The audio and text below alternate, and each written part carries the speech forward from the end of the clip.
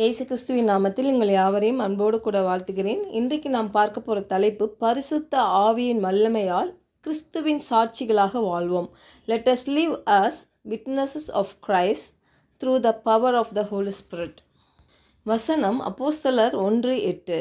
பரிசுத்த ஆவி உங்களிடத்தில் வரும்போது நீங்கள் பலனடைந்து எருசலேமிலும் யூதேயா முழுவதிலும் சமாரியாவிலும் பூமியின் கடைசி பரியந்தமும் எனக்கு சாட்சிகளாய் இருப்பீர்கள் என்றார். பாருங்க, இயேசு கிறிஸ்து உயிர்த்தெழுந்த பிறகு பரலோகத்துக்கு அவர் போகிறாரு. அதுக்கு முன்னாடி சீஷர்களிடம் அவர் சொல்கிற அந்த வாக்குறுதி தான் இது. பார்த்தீங்கன்னா அவர் சொல்கிறாரு, நான் போகிறது உங்களுக்கு நன்மையாக இருக்கும், ஏன்னா பரிசுத்த ஆவி உங்களிடத்தில் வருவார் என்று சொல்லுகிறார். பெந்தைகோஸ்தே நாளில் சீஷர்கள்லாம் அந்த வல்லமை பெற்று தைரியமாக அந்த சுவிசேஷத்தை அறிவித்தார்கள் என்று பார்க்கிறோம். அப்போது பரிசுத்த ஆவி நமக்கு வெறும் அற்புதங்களை செய்வதற்காக மட்டும் அல்ல, கிறிஸ்துவின் வாழ்க்கையை வெளிப்படுத்தவும் அவருடைய ராஜ்யத்தை பிரதிநிதித்துவப்படுத்தவும் கொடுக்கப்பட்டிருக்கிறார். ஹல்லேலூயா. பாருங்கள், அப்போஸ்தலர் 1:8 பார்க்குறோம்ல, பரிசுத்த ஆவி உங்கள் மேல் வரும்போது நீங்கள் வல்லமையை பெறுவீர்கள், அப்போ என்னுடைய சாட்சிகளாக இருப்பீர்கள் என்று சொல்லுகிறார். அப்போ அந்த வல்லமை என்பது அடையாளத்திலிருந்து வருகிறது. ஹல்லேலூயா. இந்த வசனத்தில் சொல்லப்படுகிற இந்த வல்லமை என்பது பாருங்க, மனுஷனால் வருகிற ஒரு பலன் அல்ல. இது பரிசுத்த ஆவி நமக்குள்ளாக வாசம் செய்வதால் தேவனுடைய பிள்ளைகளாக நாம் யார் என்பதை அறிந்து வாழுகிற ஒரு திறனை குறைக்கிறது. ஹல்லேலூயா. பாருங்களேன், அப்போஸ்தலர் 2ஆம் அதிகாரத்தில் கூட நம்ம பார்க்க முடியும் இல்லை, அவங்களாம் சீஷர்கள்லாம் சேர்ந்து ஒரே இடத்துல கூடி வருகிறார்கள். அப்பொழுது வானத்திலிருந்து பலத்த காற்று வீசிய சத்தம் உண்டாயிடுச்சு. பாருங்கள், அப்போ அவங்களோட கூடி இருந்த இடம் அதிர்ந்தது என்று பார்க்குறோம். பாருங்கள், அவர்கள் பேச ஆரம்பிக்கிறார்கள், அந்நிய பாஷையில் பேச ஆரம்பிக்கிறார்கள், பரிசுத்த ஆவியால் நிரப்பப்பட்டு புதிய பாஷைகள் பேச ஆரம்பித்தார்கள் என்று பார்க்கிறோம். அப்புறம் பாருங்கள், பேதுரு எழுந்து பிரசங்கிக்க ஆரம்பித்தார் என்று பார்க்கிறோம். பாருங்களேன், இந்த பேதுரு அப்படின்னு பார்க்கும்போது அவர் பார்த்தீங்கன்னா பாருங்கள், கிறிஸ்துவை அவர் மறுதளித்தார் இல்லையா. ஆனால் பாருங்கள், தேவன் அவரை பயன்படுத்துகிறார். எப்படி? அந்த வல்லமை ஒரு மனிதனுக்குள்ளாக நிரப்பப்படும் பொழுது, பரிசுத்த ஆவியானவர் இடைப்படும் பொழுது பாருங்கள், அந்த வல்லமை வெளிப்படுகிறது. அப்போது நம்ம யார் என்றதனால் அது வரல, கிறிஸ்து யார் என்று அறிந்து கொள்வதனால அந்த வல்லமை நாம் பெற்றுக்கொள்ளுகிறோம். ஹல்லேலூயா. இன்னைக்கு அநேகர் நம்ம இப்படி இருக்கிறோம், நம்ம என்ன செய்கிறோம் அதை நினச்சி தான் நம்ம என்ன பண்ணுறோம், கர்த்தர்கிட்ட போகிறோம் பாருங்க. ஆனால் கர்த்தர் சொல்கிறாரு, நீ எப்படி இருக்கன்னு எனக்கு தெரியும், நான் எப்படிப்பட்டவரை நீ அறிந்து கொண்டு ஹல்லேலூயா அவரை சேவிக்கக்கூடிய மனநிலையில் நம்ம இருக்க வேண்டும் என்று அவர் விரும்புகிறார். பாருங்க, ஒரு மனிதன் என்னைக்கு தேவனை நன்றாக புரிந்து அறிந்து வாழும் பொழுது, கர்த்தரை துதிக்கும் பொழுது, ஆராதிக்கும் பொழுது, முழுமையாக தன்னை விட்டு கொடுக்கும் பொழுது பாருங்க, பரிசுத்த ஆவியின் அபிஷேகம் அவரை நிரப்பி அந்த மனிதனை உருமாற்றம் அடைகிறது, ஒரு டிரான்ஸ்ஃபர்மேஷன் உண்டாகுது. எப்படின்னா, அந்த மனிதன் மேலே தேவன் வைத்திருக்க திட்டத்தை நிறைவேற்றுவதற்கு பரிசுத்த ஆவியானுடைய வல்லமை மட்டும்தான் முக்கியமாக இருக்குது. ஹல்லேலூயா. பாருங்க, ஒரு பேதுரு ஒரு சாதாரண மனிதன், மீன் பிடித்திருந்தவர் இல்லையா, அவருக்கு என்ன பெருசாக நாலேஜ் இருந்திருக்கும், சாதாரண ஒரு மனிதன். ஆனால் இயேசு கிறிஸ்து பரலோகத்துக்கு போனதுக்கப்புறம் பரிசுத்த ஆவியானவரை பெற்றுக்கொண்டு பாருங்க, அந்த பேதுரு எழுந்து பிரசங்கம் பண்ணும்பொழுது 3000 பேர் ரட்சிக்கப்பட்டார்கள் என்று பார்க்கிறோம். ஹல்லேலூயா. அப்போ கர்த்தருடைய வல்லமை மகத்துவமானது.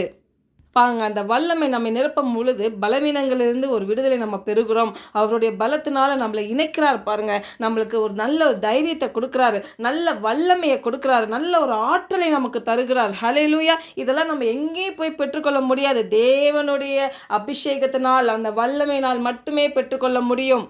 பாருங்கள், பரிசுத்த ஆவி நமக்குள் வாசம் செய்வதனால் தேவனுடைய பிள்ளையாக நாம் யார் என்பதை அறிந்து வாழுகிற ஒரு வாழ்க்கையில் வாழ முடியும். பாருங்கள், சாட்சியாக இருப்பது ஒரு வாழ்க்கை முறை. பாருங்கள், சாட்சி என்பது நான் யார் அப்படின்னு காட்டுறது இல்லை, நம்ம எப்படின்றது நம்ம வாழ்க்கையை காட்டுமா, அதுதான் சாட்சி.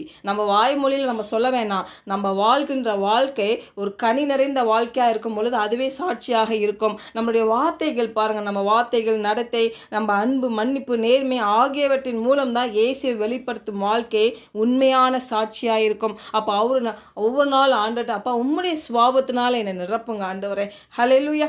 உம்முடைய வார்த்தைகள் ஆண்டவரே என் இருதயத்தில் வைத்து அது என் வாயில் பேசுகிறேன்ப்பா, உங்கள் வார்த்தையின்படி நான் நடக்கிறேன்ப்பா ஆண்டவரே. நீர் எப்படி என் மேலே அன்பு செலுத்துகிறோம், நானும் அப்படியாக பிறரிடம் நான் அன்பு செலுத்தணும் ஆண்டவரே. நீர் எப்படி என்னை மன்னிக்கிறீரோ அதே போல் நான் மற்றவர்களை நான் மன்னிக்கணும் ஆண்டவரே. அப்போ நீர் எப்படி உண்மையாய் உத்தமமாய் இந்த பூமியிலிருந்து எங்களுக்கு நீர் வழிகாட்டினரோ அதன் பாதையில் நான் நடக்கிற ஆண்டவரே. இப்படியாக நம்மளை விட்டு கொடுத்து நம்ம வாழும் பொழுது பாருங்க, அந்த இயேசு கிறிஸ்துவை வெளிப்படுத்தும் வாழ்க்கையை நம்ம வாழ முடியும். அதுதான் உண்மையான சாட்சி. ஹல்லேலூயா. பாருங்க, இந்த பரிசுத்த ஆவியின் செயல்பாடு எப்போதுமே இயேசு கிறிஸ்துவை மகிமைப்படுத்துவது. பாருங்க, ஒவ்வொரு விசுவாசிகளும் கிறிஸ்துவின் சாயலுக்கு மாற்றி உலகில் அவருடைய அன்பையும் சத்தியத்தையும் வெளிப்படுத்த அவர் உதவுகிறார். ஹல்லேலூயா. பாருங்க, அடுத்தது சுவிசேஷம் எல்லைகளை கடக்கிறது.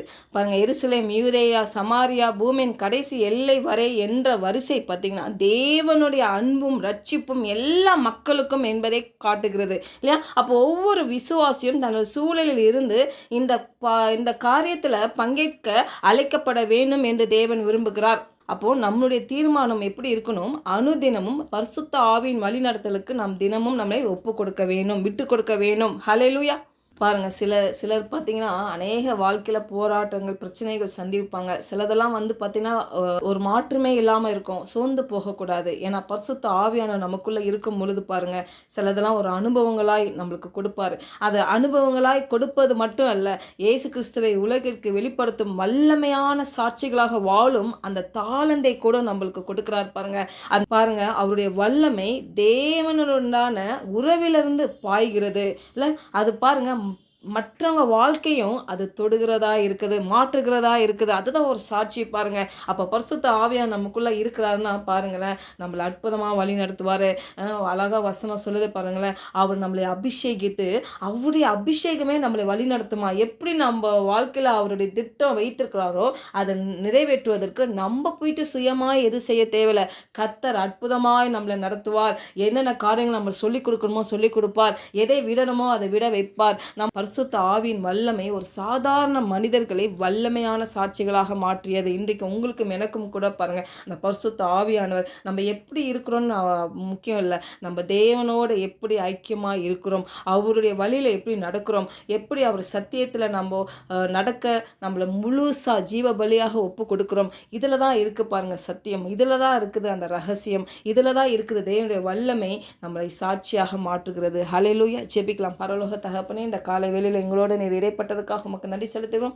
அப்படியாக பரிசுத்த ஆவியின் வல்லமையால் கிறிஸ்துவின் சாட்சியாக நாங்கள் வாழும்படியாக ஆண்டவரை எங்களை விட்டு கொடுக்குறோம். ஆண்டவரே, அப்படியாக அந்த வல்லமை எங்களை நிரப்பட்டும் ஆண்டவரே. அப்பா, நாங்கள் யார், நாங்கள் எப்படி அப்படின்றதில் நாங்கள் எங்கள் நேரத்தையும் எங்கள் எனர்ஜியும் நாங்கள் அப்பா செலவழிக்காமல் ஆண்டவரே நீர் எப்படிப்பட்டவர், நாங்கள் ஆராதிக்கிற தேவன் எப்படிப்பட்டவர் என்ற அறிவில் நாங்கள் வளரும். ஒவ்வொரு நாளும் எங்கள் மனதை புதுப்பிக்கவும் ஆண்டவரே அந்த பரிசுத்த ஆவியானவர் எங்களை அப்பா ஹல்லேலூயா வழி நடத்த எங்களை விட்டு கொடுக்கவும் நாங்கள் செபிக்கிறோம் ஆண்டவரே. அப்பா உம்முடைய வல்லமையினால் நாங்கள் கிறிஸ்துவின் சாட்சிகளாக வாழ்வோம் என்று இயேசு நாமத்தினால ஜெபிக்கிறோம் நல்ல பிதாவே. ஆமென்.